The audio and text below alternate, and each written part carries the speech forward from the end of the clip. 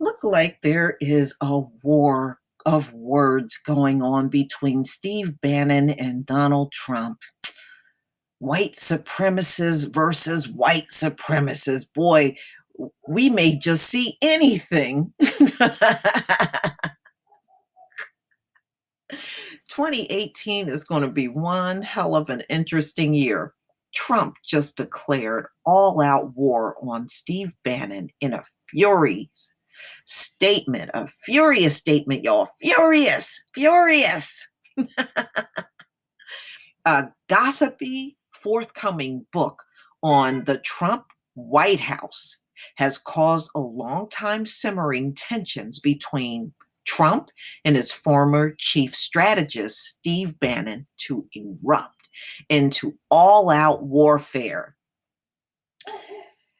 I won't mind watching this fight, y'all. Pull up a chair. Let's get into it. And I will leave the link to this article as well as the videos that I'm going to play for you. All right, so bombshell. Bannon blasts treasonous Trump. And this is all out in the news, and almost every single major paper is carrying this story. So it should be interesting in the days to come. Let me go ahead and play this video. Today is a crazy day in the news. This is how crazy it is. Two ways. One, America's talking about a book, which that's a big change. And two, Trump found a white supremacist he doesn't like anymore, actually. First time it's ever happened. And it all has to do with a Michael Wolff book that's coming out in just a few days that has a number of interesting and provocative, even shocking revelations from inside of the White House. I think he conducted something like 200 interviews. And primarily, we're going to focus on comments coming out of Trump's former chief strategist, Steve Bannon. There's a number of different elements of this, but some of the most interesting have to do with Bannon's views of the controversial Trump Tower meeting that Don Jr. and Kushner and others took part in. Here's what Steve Bannon had to say about that. The three senior guys in the campaign thought it was a good idea to meet with a foreign government inside Trump Tower in the conference room on the 25th floor with no lawyers. Even if you thought that this was not treasonous or unpatriotic or bad shit, and I happen to think it's all of that, you should have called the FBI immediately. Look, pause here. There is 1,000 amazing angles to this story.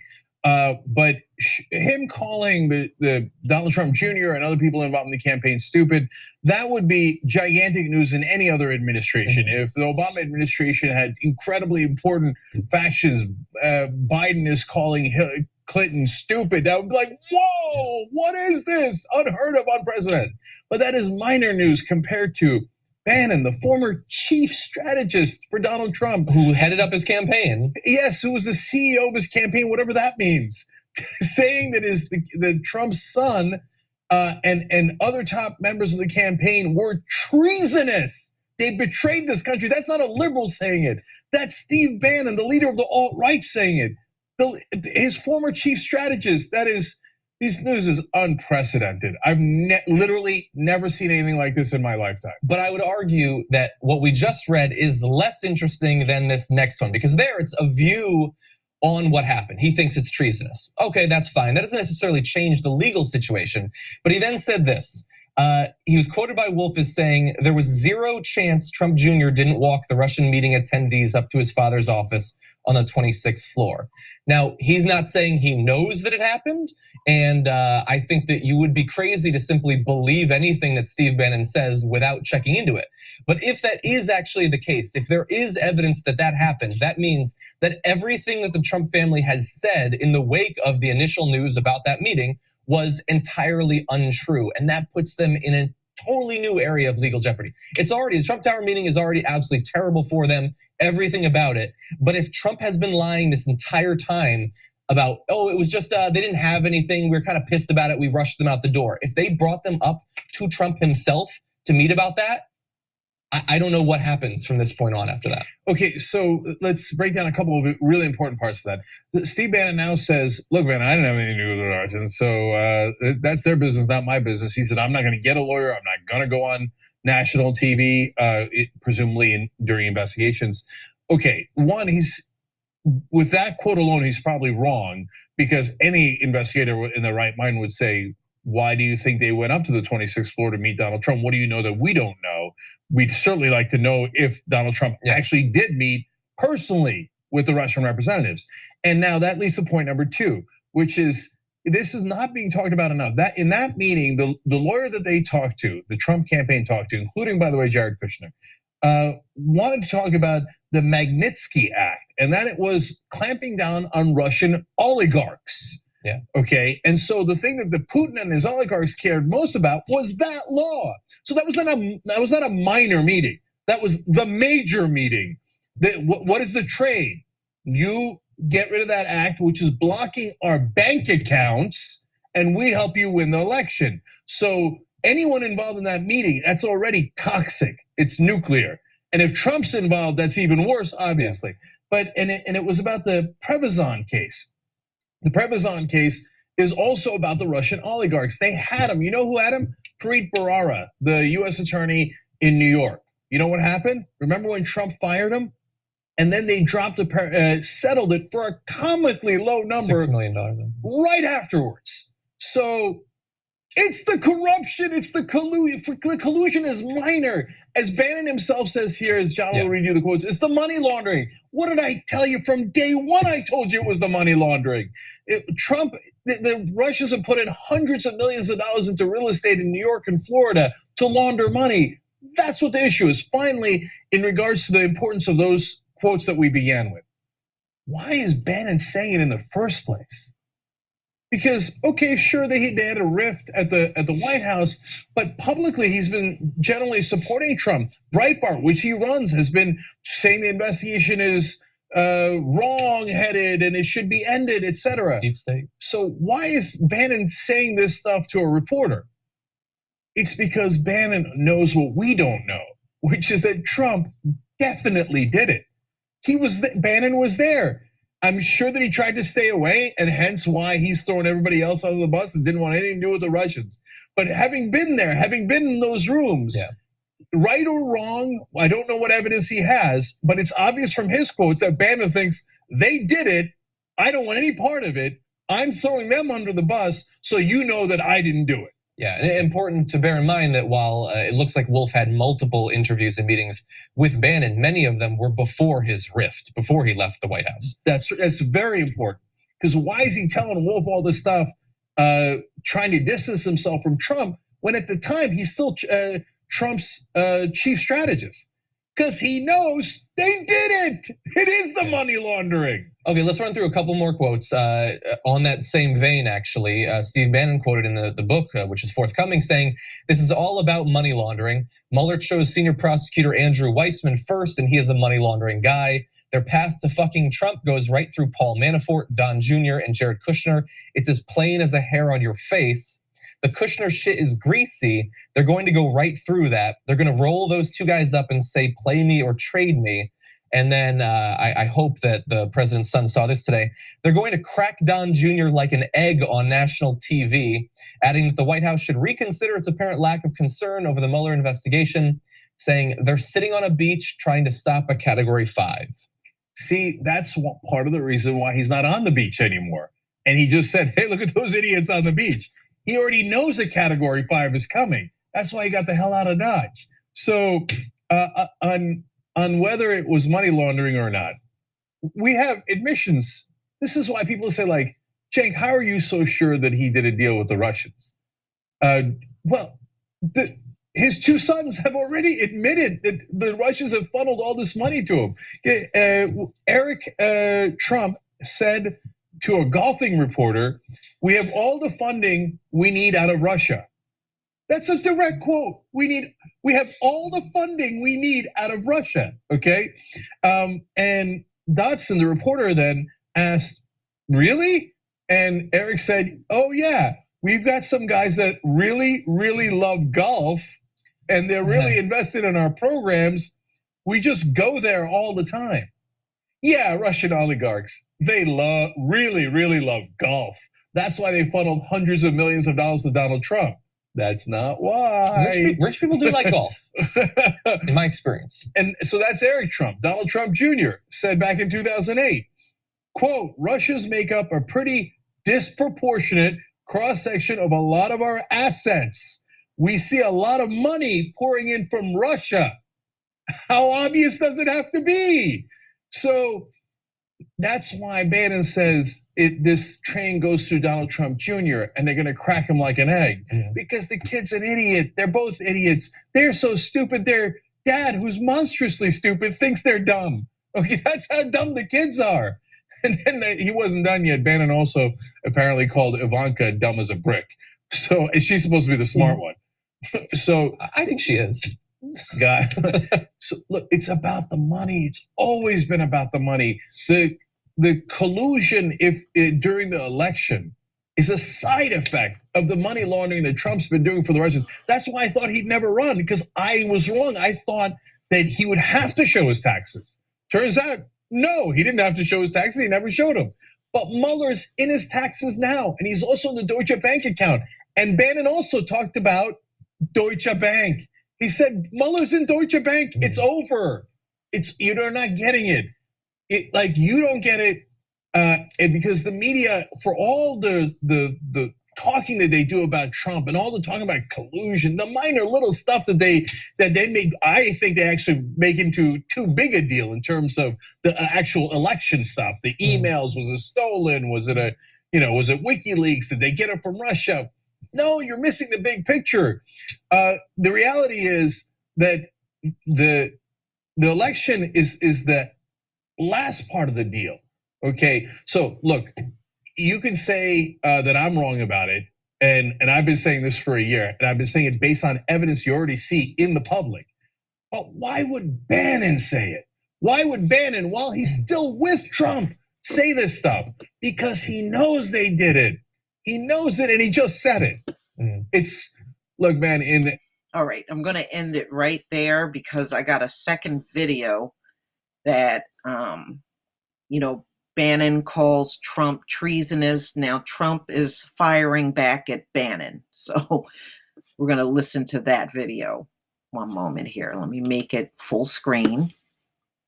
Donald Trump was, of course, not happy about the revelations coming out of Michael Wolff's upcoming book, especially the quotes about Steve Bannon and how he viewed the Donald Trump Jr. Trump Tower meeting. And so Trump put out a statement. We're gonna show you excerpts of that. We also have Sarah Huckabee Sanders covering for the president as well. First, the statement. He said, Steve Bannon has nothing to do with me or my presidency. When he was fired, he not only lost his job, he lost his mind. And if Trump is an expert on anything, it is having lost your mind. We're going to show you more. But imagine, though, if, I don't even know, what would a similar situation be if Rahm Emanuel said something mean about President Obama? Imagine President Obama saying he lost his mind. We live in strange times. But he said that. Then he goes on to say, now that he is on his own, Steve is learning that winning isn't as easy as I make it look. Steve had very little to do with our historic victory, which directly goes against past things that Trump has said, but which was delivered by the forgotten men and women of this country, forgotten even by Trump now. Yet Steve had everything to, I love that this is thrown in, it has nothing to do with what they're talking about. Yet Steve had everything to do with the loss of a Senate seat in Alabama held for more than 30 years by Republicans. So both Steve Bannon and Trump supported Roy Moore, even though it was a terrible call. The night of the election loss of Roy Moore, Trump says this had nothing to do with me, but everything to do with Steve Bannon, who, like Trump, campaigned for Roy Moore. It has nothing to do with anything. I love that moment. Man, political blood all over the streets.